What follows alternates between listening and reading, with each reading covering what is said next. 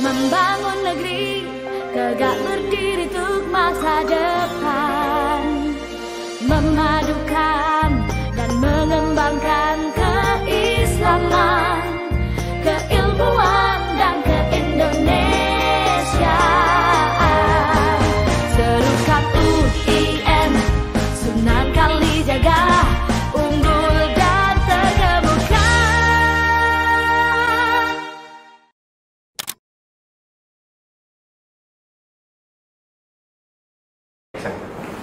Oke, assalamualaikum warahmatullahi wabarakatuh. Waalaikumsalam. Para sivitas akademika UIN Sunan Kalijaga dimanapun berada, dan mungkin juga pemirsa lain di seluruh Indonesia. Kali ini Meet and Greet akan berjumpa dan berbincang dengan beliau, Profesor Kiai Haji Mahasin, yang sudah tidak asing lagi di lingkungan UIN Sunan Kalijaga dan juga PTKI seluruh Indonesia, ya, karena peran beliau seorang intelektual, juga seorang pemimpin, seorang birokrat, ya, dan kita semua akan banyak belajar, ya, dari paparan yang sangat singkat ini. Untuk memulai, mari kita lihat sejarah Prof. Mahasin dari Purworejo, tempat kelahiran beliau, dan kuliah di UIN Sunan Kalijaga. Gimana itu, Prof? Baik. Ceritanya. Assalamualaikum warahmatullahi wabarakatuh. Pak Rektor yang saya hormati. Saya ini orang kampung, ya. Orang kampung.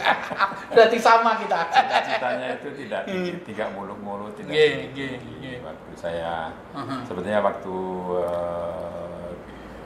kecil itu saya ngaji pagi, pagi sekolah di madrasah yang katakanlah 75% materi umum, lalu sorenya itu madrasah juga, tapi dibalik yang hampir tidak ada umumnya, ya. Jadi berarti murni diniyah. Murni diniyah. Nah, ketika lulus pendidikan guru agama, ya sekarang mungkin madrasah aliyah. Saya sebutnya ikatan dinas, artinya begitu lulus itu harusnya mengajar, tapi waktu itu tahun 73 pemerintah mungkin tidak punya uang, tidak ada yang diangkat dari angkatan saya itu. Ya, 73 sudah lulus PGA. Lalu 72 saya lahir. Berarti saya usia setahun jadi kan lulus PGA itu. Jadi saya mau pilihan saya itu sebenarnya saya mau ke pesantren modern macam Gontor atau apa gitu saya. PGA-nya Purworejo gitu, Bro? Purworejo. Tapi ayah ibu saya tidak punya uang untuk biaya itu. Kalau jauh-jauh, ya akhirnya oke, kamu ke Jogja saja. Jogja. Saya mau, kalau begitu saya mau ke UGM.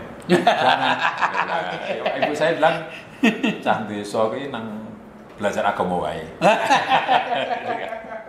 Akhirnya saya ke Jogja, saya tanya-tanya, sebenarnya agak tidak benar juga, ya. Saya itu ingin masuk, ingin tes IAIN, tapi kalau tidak lulus, saya akan ke UGM. Gitu. Oh, begitu. Dibalik ini. Jadi saya tanya mana yang paling sulit fakultas di IAIN itu, apa yang paling sulit? Diberitahu fakultasnya itu fakultas adab, katanya itu. Kenapa? Karena dekannya itu Syekh Hasim Siroj waktu itu. Dosennya itu orang Mesir yang tidak bisa bahasa Indonesia. Wah, ini saya pikir, saya mau ke situ supaya nanti saya tidak diterima. Pikiran saya, kalau tidak diterima, saya punya alasan kepada ibu saya tidak diterima di sana. Saya ke UGM. Ya, waktu itu belum sulit, belum ada UMPTN, belum apa, ya. Lalu ternyata saya diterima. Waduh, kan jadi di UGM nih. Tidak jadi ke UGM, saya lalu ketemu dengan dosen Arab, dosen Mesir, ya. Waktu itu namanya Ustadz Zamiti, ya. Ustadz Zamiti itu suatu hari saya tuh datang terlambat. Beliau marah gitu. Tapi saya tidak ngerti kalau saya dimarahi. Karena ngomongnya Arab itu seperti baca Quran. Jadi saya mikir ini Quran gitu, ya. Jadi saya tidak ngerti apa yang dimarahi. Tapi lalu kawan saya dari Gontor beritahu saya, kamu dimarahi, kenapa malah tersenyum? Oh, saya pikir mendengarkan Quran. Berdoa. Itu pengalaman yang bagi saya tidak terlupakan. Tapi akhirnya Ya, saya berusaha keras kepada dosen tertentu. Saya tidak mau bahasa Indonesia. Ingat, saya 3 orang dosen, saya tidak mau bahasa Indonesia sampai sekarang sebetulnya. Tapi yang 2 sudah meninggal, yaitu Pak Ali Abu Bakar Basalama. Oh, Ali Abu Bakar Basalama. Lalu Pak Taufik Ahmad Dartiri, lalu Pak Mahmud Muhammad Nuroi. Dengan 3 orang ini, kalau tidak ada orang lain, saya pasti berbahasa Arab. Oh. Jadi kalau ada orang lain, berarti saya. Ketiga-tiganya saya pernah masuk kelas beliau Iya. bertiga itu. Pak Ali pembimbing saya, Pak Amun pembimbing saya. Pak Taufik itu sebetulnya posisinya agak sulit ya, karena suatu saat saya mengajar, diajar beliau, tapi saat lain saya mengajar beliau. Jadi. Beliau dekan juga ya? Ya, dekan sebelum saya. Jadi persis sebelum saya, jadi saya menggantikan Pak Taufik. Itulah pengalaman saya di Jogja. Saya kira ya hidup pas-pasan. Saya terpaksa harus bekerja, membantu kawan-kawan menulis. Kalau ada tulisan ada orang nulis risalah waktu itu, ada risalah waktu itu ya. Skripsi ya? Bukan. 3 tahun buat risalah. Oke, BA ya. BA. Kan BA-nya di adab itu semua harus ditulis dengan tulisan Arab. Nah, saya itu buruh menulis Arab itu. Oh, jadi berarti itu, tulisannya bagus dong? Ya, bisa dibaca, tapi tidak bagus. Bisa Font-nya dibaca, bagus. bisa dibaca. Hanya sekedar bisa dibaca. Dan orang-orang itu senang ke saya karena langsung kalau ada kesalahan nahwu saya betulkan. Jadi ada imla, kaidah-kaidah imla yang salah saya betulkan, jadi itu. Tapi tidak dibayar dengan duit, ada rokok, ada yang bahan celana, ada yang... Dan akhirnya berkahnya jenengan juga akhirnya mengajar juga di sini dan bahkan memimpin fakultas dan akhirnya jenengan memimpin perguruan tinggi seluruh Indonesia di Jakarta. Ya. Tapi satu hal yang bagi saya mungkin penting di share di sini. Saya itu tidak pernah mencari uang. Jadi uang itu meskipun sedikit datang sendiri ke saya, karena tadi orang minta dituliskan, dan seterusnya, minta kadang-kadang terjemahan, minta diterjemahkan, atau tentir atau apa, ya diberi itu. Tapi saya tidak pernah menyebut berapa harus saya diberi dan seterusnya, tidak pernah. Nah, lalu setelah lulus, ya saya tidak tahu waktu itu kenapa, apa salah saya tidak tahu. Saya tidak pernah diberi jabatan. Itu menguntungkan bagi saya, karena dengan begitu lalu saya pakai scholarship ya? Iya, saya sudahlah tersetan dengan jabatan. Orang lain menjabat ini itu saya tidak begitu. Intelektualnya lebih matang gitu. Saya misalnya kursus bahasa Prancis, lalu ya itu saya ingat betul. Saya bayar sendiri. Ditanya orang, apakah fakultas membantu? Saya bilang, bahwa saya yang perlu, kenapa harus minta bantuan fakultas? Ya, jadi ya itu saya betul-betul semua saya biaya sendiri, kursus bahasa Jerman sebelumnya. Jadi sebelum bisa bahasa Prancis saya sebetulnya sudah mengerti bahasa Jerman. Jadi urutannya itu Jerman, Arab tentu Arab Inggris itu hampir bersamaan. Arab Inggris, lalu Jerman Prancis. Jerman dulu, lalu Belanda, baru setelah itu baru Prancis. Nah, Prancis itu agak lucu karena itu waktu saya di London mengumpulkan bahan untuk penulisan disertasi, itu saya hindari semua yang bukan bahasa Inggris, saya hindari. Inggris dan Arab aja yang saya kumpulkan. Tapi lama-lama kok yang bahasa Prancis kok makin banyak gitu saya lakukan.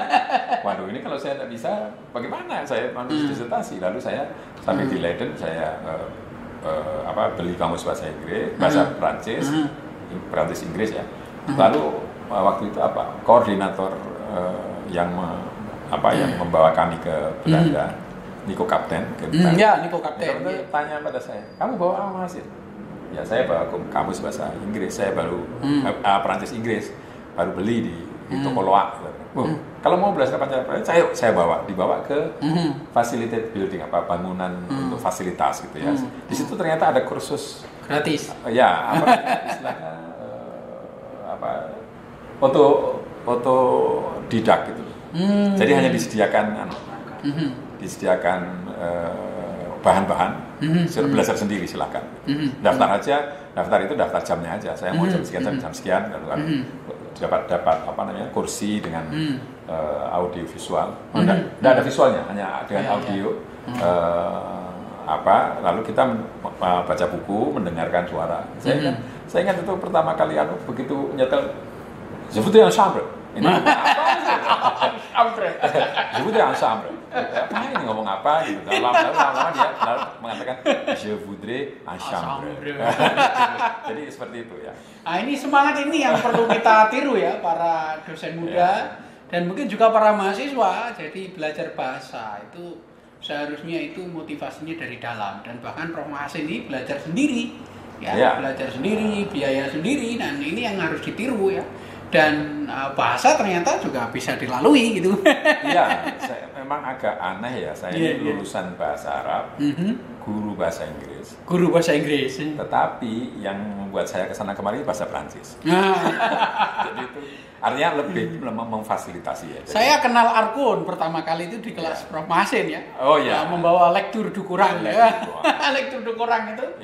Dan itu langsung Prancis diterjemah langsung kepada para mahasiswa waktu itu. Terjemahan saya pertama kali dari bahasa Prancis ke bahasa. Oh iya, dan akhirnya diterbitkan di ada yang tahu, Leiden ya. Ada orang tahu, orang Belanda yang tahu, lalu diterbitkan dalam bahasa. Bahasa Indonesia itu diterbitkan di apa namanya? Inis Leiden. Ya. Gini Prof, ini kan ada dua hal lagi sebetulnya yang kita ingin tahu. Yang pertama adalah kepemimpinan atau leadership jenengan, baik itu di universitas maupun di Kementerian Agama. Yang kedua adalah isu tentang antar iman. Nah, mungkin dari kepemimpinan dulu mungkin supaya berbagi ini. Saya itu sebetulnya tidak tahu ya, hidup ini saya jalani begitu saja. Oh, jadi saya tidak pernah mimpi menjadi pejabat, tidak pernah menjadi pemimpin. Jadi saya jadi katakanlah ada pejabat sebelum saya di Kementerian Agama yang karena dianggap bersalah oleh menteri lalu dicopot. Nah itu ada 2 bulan mungkin kosong direktorat direktorat pendidikan tinggi Islam, pendidikan tinggi Islam. Ya, pendidikan Islam itu pas saya di Perancis. Jadi saya pas ngajar di lembaganya namanya ISME, semacam ISIM di Belanda, tapi studi masyarakat Islam dan masyarakat itu Muslim. Yang menerbitkan Archipel itu ya? Gandengannya, tapi bukan yang menerbitkan Archipel itu tapi ya? Orang Archipel dengan orang ISME itu banyak berhubungan. Karena ISME itu lebih umum. Kalau Archipel kan khusus Indonesia. Kalau ini ada Aljazair, ada Oryang lah ya, Oryong lah ya. Banyak Islam. Jadi itu di Islam di Monde Musulman. Jadi lembaga kajian Islam dan dunia Muslim. Nah, itu saya mengajar di situ. Itu karena saya mengedit terjemahan bahasa Prancis ke bahasa Indonesia tentang wali dan ziarah. Itu diterjemahkan sudah lama tapi belum diterbitkan. Lalu pas saya ke Prancis, saya ketemu dengan Henri Sambecloir. Itu yang saya tanya bukunya bagaimana? Belum ada yang edit. Oke, kalau begitu saya yang edit.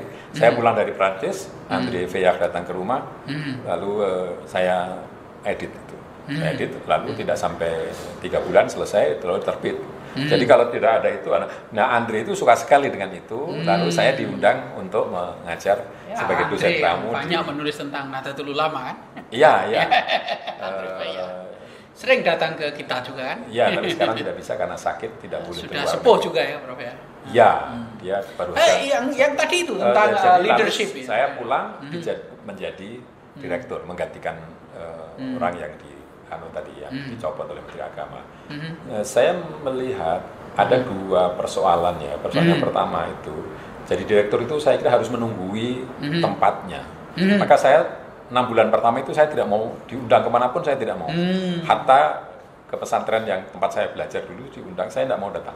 Nanti kalau saya sudah tahu suasananya, saya baru mau keluar. Dan saya itu ya mungkin 3-4 bulan saya di situ melihat apa gitu. Saya lihat yang nomor 1 persoalannya itu adalah orang mengerjakan rutin saja. Jadi apa yang sudah dikerjakan itu dikerjakan, tidak ada inovasi apa. Bahkan anggaran itu tidak berubah. Jadi anggaran itu dipertais namanya dulu. Diktis. Direktorat Perguruan Tinggi Islam. Itu anggaran 3 tahun terakhir ketika saya datang itu tidak berubah. Kok masa bisa tidak berubah? Saya kata begitu. Lalu saya oke, kita seminggu kita lihat bagaimana kita membuat anggaran. Padahal saya tidak punya pengalaman. Tapi saya wajar saja lah kalau masa perguruan tinggi tidak ada perkembangan. Lalu saya nah, oleh Direktur Jenderal waktu dirjennya Pak Muhammad Ali mengatakan, nah ini masuk akal ini, masukkan aja. Jadi anggarannya itu meningkat 2 kali. Jadi tambahnya itu 100%. Wah, itu orang lain lalu mengiring. Nah, sudah saya ini saja, tidak akan saya tambah lagi kan. Nanti terlalu banyak. Jernih sebetulnya. Tetapi sayangnya memang belum bisa seperti itu. Masih saja ada seperti itu. Jadi itu kepemimpinan. Nah, lalu yang itu prinsip saya saat itu mestinya semua diberi kesempatan ya. Tapi tentu saya juga hidup tidak sendirian, jadi ada paksaan dari sana sini yang saya harus akomodasi. Lalu tidak lama di situ saya dipindah, ya gampangnya saya dicopot. Ganti menteri saya dicopot. Mungkin saya tidak bisa mengakomodasi keinginan menteri. Kadang-kadang saya kaku dalam hal ini ya. Saya sudahlah dicopot, saya pulang ke Jogja. Tapi oleh Sekjen jangan pulang Pak Masin, di sini saja. Menteri itu datang pergi, tapi kementerian kan tetap gitu. Jadi harus di sini. Ya sudah. Lalu saya jadi stafnya Sekjen. Lalu Sekjen kira-kira 6 bulan. Setelah 6 bulan saya bilang pada Sekjen, Pak Sekjen, bagaimana 6 bulan saya tidak ada pekerjaan, staf juga tidak pernah dikasih pekerjaan. Oke, tunggu sebentar lagi. Jadi sebentar lagi lalu 2-3 bulan, 2-3 minggu saya dilantik sebagai kepala Badan Litbang. Nah di situ, di situ saya ketemu dengan kegiatan saya yang ditanyakan oleh Pak Rektor tadi, yaitu interfit. Karena saya sebenarnya sudah dari kecil itu bertemu dengan orang berbeda agama. Waktu saya kecil ya sering masuk gereja, walaupun tujuannya hanya minta roti. Jadi bagi saya tradisi Prof. Masin ini sudah lama, bahkan saya amati ketika beliau masih di Intervide kan gitu. Iya. Di Intervide ada Pak Tea Sumartana, ada Johan Effendi, ada Pak Nardi, ada banyak itulah. Ya. Di samping itu kalau di NU kan sangat jelas ya orientasi Gus Dur tentang itu. Ya. Saya kira tidak hanya karena jabatan itu ya, tapi karena jauh pengalaman yang sudah ada gitu. Dan ya waktu masih kecil, saya beberapa kali masuk gereja. Saya tidak tahu gereja apa waktu itu, tapi sekarang saya baru memperkirakan itu mungkin gereja Katolik karena ada dikasih roti komuni itu. Roti ada wine ini dicelok. Tapi saya waktu kecil hanya nakal saja, jadi masuk gitu. Lalu ketika mahasiswa itu satu rumah itu ada Hindu, ada Katolik, ada itu Protestan. Di Jogja itu? Iya, di Jogja, dalam satu rumah. Itu di daerah mana itu? Di Samirono. Iya jelas. Di Samirono itu rumah itu milik seorang Muslim, tetapi di situ tadi ada Katoliknya 3, aja mungkin sekitar 15 orang di situ. Katoliknya 3, ada penganut kepercayaan 1, ada Protestan 1, ada Hindu 1. Jadi, tapi hubungan kita baik-baik. Yang Hindu itu sering mengkritik saya, kenapa kamu ini kalau tidak puasa anggarannya paling sehari 100.000, kalau puasa kok jadi 150 kan? Karena beli kolak, beli apa? Jadi tambah tidak sederhana. Ya saya itu berdiskusi hampir setiap hari dengan orang yang berbeda-beda agama itu. Saya merasa tidak ada agama tidak memisahkan kami karena kami ini kan disatukan oleh sama-sama orang yang kos di situ, sama-sama mahasiswa, sama-sama orang Indonesia. Jadi yang menyatukan kami lebih banyak daripada agama yang memisahkan. Nah, ketika saya menjadi kepala Badan Litbang, itu pertama kali yang saya lihat adalah tidak ada satupun peneliti non-Muslim. Nah, itu saya usahakan selama saya di sana 2 tahun. untuk bisa menarik seorang peneliti yang non Muslim. Berhasil satu Hindu. Kebetulan staf saya sendiri saya pindahkan ke situ. Belum lama ditarik ke tempat lain. Terus ada lagi yang dari Staken Ambon sudah setuju. Tadinya rektornya setuju, tapi begitu mau sampai diurus anunya, jadi rektornya tidak jadi bolehkan. Baru setelah saya keluar baru ada satu yang ke sana perempuan dari Medan. Devina atau siapa namanya saya lupa. Jadi itu sebagai kepala Badan Litbang saya berpikir bahwa Kementerian Agama itu harus melayani semua agama. Ya, yang enam maupun yang lain-lain karena namanya Kementerian Agama. Ada dua agama yang ingin diperlakukan dengan sama dengan yang lain-lain, yaitu agama Bahai dengan agama yang dari India itu Jain. Ya, Jainisme. Tetapi Jain tidak pernah ngurus. Bahai sudah diurus, saya sudah mengucap surat tanda tangani menteri dikirim ke Kementerian Dalam Negeri, tidak berhasil. Wallahualam, saya tidak tahu sekarang bagaimana. Tapi saya dengar bahwa yang selain yang 6 ini pun sekarang sudah MK, tidak MK 2017 kan? Iya, itu sudah boleh, walaupun praktek birokrasinya masih di level admin belum bisa. Ya. Ini saya ingin sekedar mengaitkan Prof. Mahsin dengan Prof. Mukti Ali ini. Ya. Kalau di Jogja ya tentu saja lah, karena beliau saya kira yang pertama ya tentang dialog antar agama, pembangunan jasmani rohani, relasi agama negara, antar agama, interagama. Apakah pernah bertemu atau dalam satu forum atau mengambil kelas Prof. Mukti Ali? Iya, saya pertama kali ketemu Pak Mukti itu diskusi malam Sabtu. Oh iya, masih berjalan sekarang. Bisa, diskusi malam Sabtu. Masih jalan sekarang. Ketika saya di Jogja itu, ketika tidak ada Pak Mukti pasti saya. Tapi saya ke Jakarta lalu diganti Pak Karim, tidak tahu sekarang. Masih Pak Karim. Masih Pak Karim. Ya. Jadi saya merasa warisan Pak Mukti itu ada dua yang harus saya lanjutkan waktu itu, yaitu diskusi malam Sabtu dan memberi kuliah tentang Islam di Duta Wacana. Tetapi lalu yang di Duta Wacana saya tinggalkan, diganti Bu Alef, tidak tahu sekarang siapa. Hubungan dengan Duta Wacana itu bagus, lalu kita menyelenggarakan kursus tentang Islam, City namanya. Mungkin Pak Rektor mendengar, itu almarhum Pak Joko Sutopo yang Pak Joko sering di Pasca juga kan. Waktu itu saya dekan Fakultas Adab, lalu kita rembuk bersama dibuka lagi. Tapi kembali ke Pak Mukti, terus tahun 83 itu kan dibuka S2 pertama di Jogja. 83? Enggak, mungkin bukan 83 ya. 84, 85 mungkin. Yang 83 itu Jakarta. Lalu setahun kemudian dibuka Jogja. Nah, saya kuliah dengan Pak Mukti Ali. Itu pertama kali saya ketemu dengan intensif.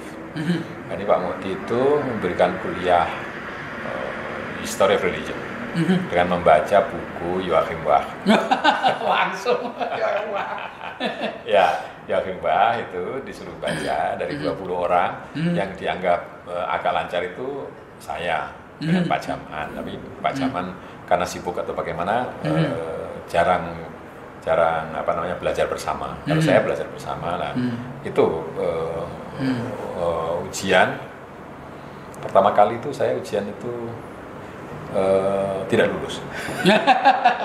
Kenapa? Karena saya terlalu banyak melayani orang belajar itu, saya lupa pada bagian saya sendiri. Sejak itu saya tidak boleh lagi. Saya sekali ini tidak lulus, tapi yang setelah itu harus lulus. Ya. Nah, setelah itu lalu ujian lainnya selalu lulus pertama dan A. Jadi saya itu merasa malu sekali dengan Pak Mukti. Ditanya tidak ngerti lalu. Jadi lalu ketika menulis tesis, saya minta Pak Mukti sebagai pembimbing. Dan beliau bersedia, walaupun agak lama berdebat. Lama saya tidak mau mundur, Pak Mukti tidak mau mundur. Tentang masalah orang yang bukan Muslim itu bisa masuk surga. Tapi akhirnya itu tidak ada lagi di tesis saya. Padahal saya rasanya dulu saya tidak mau mengubah, tapi ketika terbit kok tidak ada. Saya ubah karena supaya Pak Mukti mengatakan tidak bisa saudara, gitu, tidak bisa. Kalau hanya pendapat sendiri, itu begitu. Tidak mau tanda tangan waktu itu. Nah itu lalu, tapi beliau sangat perhatian pada saya, sering ditanyakan dan seterusnya. Saya merasa kalau beliau sayang gitu kan ya. Lalu ketika nulis disertasi juga pembimbingnya Pak Muti. Jadi saya itu bimbing disertasi dan tesis. Jadi sanatnya sambung. Untuk menutup acara ini saya kira Prof perlu memberi nasihat ya kepada para dosen muda dan mahasiswa, apa yang mereka harus persiapkan semasa masih muda ya. Ya, saya kira ya membekali diri dengan sebanyak mungkin bekal. Kalau saya itu uang itu memang penting, tetapi jangan itu yang dituju. Yang dituju ya kita bisa diakui sebagai ilmuwan lah. Gitu. Jadi kalau orang tanya misalnya tentang hubungan agama, antar agama, itu dulu kenapa orang larinya ke saya, tidak ke Usuluddin? Padahal saya diadab. Kenapa itu? Itu mungkin karena saya lebih banyak ketemu dengan orang-orang. Itu, dan waktu itu saya banyak menulis ya. Saya suatu hari ketemu misalnya dengan siapa namanya yang di Paramadina yang sekarang Budi Munawar Rahman? Iya, saya kira Budi Munawar Rahman. Saya ketemu Budi di Intervide, lalu saya memperkenalkan saya mahasiswa. Budi itu mengatakan, saya sudah tahu katanya begitu. Lu tahu dari mana? Saya baca semua tulisan Bapak tentang agama. Ya waktu itu jangan berhenti, yang penting itu jangan berhenti. Lalu jangan takut untuk dikatakan menyimpang atau berbeda dengan orang lain. Saya kira kalau dasarnya kuat, punya keyakinan yang kokoh, ya diungkapkan saja. Saya dituduh Mu'tazilah, dituduh bahkan ada yang menuduh kafir. Bagi saya tidak apa-apa. Memang dia Tuhan, saya saja. Dituduh kafir itu oleh orang yang justru cukup dekat dengan saya. Ya, tapi ya saya walaupun saya sering ngomongkan, tapi tidak apa-apa. Saya itu tidak berpengaruh apa-apa pada pendapat, kepada kebiasaan saya untuk menyampaikan pendapat. Ya, belajar saya kira itu kuncinya. Dan imbalan materi itu tidak terlalu dipikirkan lah. Ya kadang-kadang memang perlu. Kalau memang itu hak saya, tidak akan kemana-mana. Orang mengatakan Tuhan itu tidak akan salah alamat ketika memberikan. Sudah tercatat. Iya, gitu. Oke, Prof, terima kasih banyak. Tak terasa kita sudah hampir setengah jam berbincang-bincang. Untuk menutup ini, saya ingin Prof bersama saya mengucapkan semboyan UIN kita yang saat ini. Sebetulnya ini juga sudah lama, cuma dikatakan aja sekarang. UIN Sunan Kalijaga untuk bangsa, UIN Sunan Kalijaga mendunia. Mari kita bersama-sama, Prof. Oke. 1, 2, 3. UIN Sunan Kalijaga untuk bangsa, UIN Sunan Kalijaga mendunia. Demikian, terima kasih para pemirsa Sivitas Akademika, dan terima kasih juga Prof Mahasin yang sudah bersedia di channel ini. Jaga kesehatan dan tetap bahagia. Demikian, Assalamualaikum warahmatullahi wabarakatuh. Waalaikumsalam warahmatullahi wabarakatuh.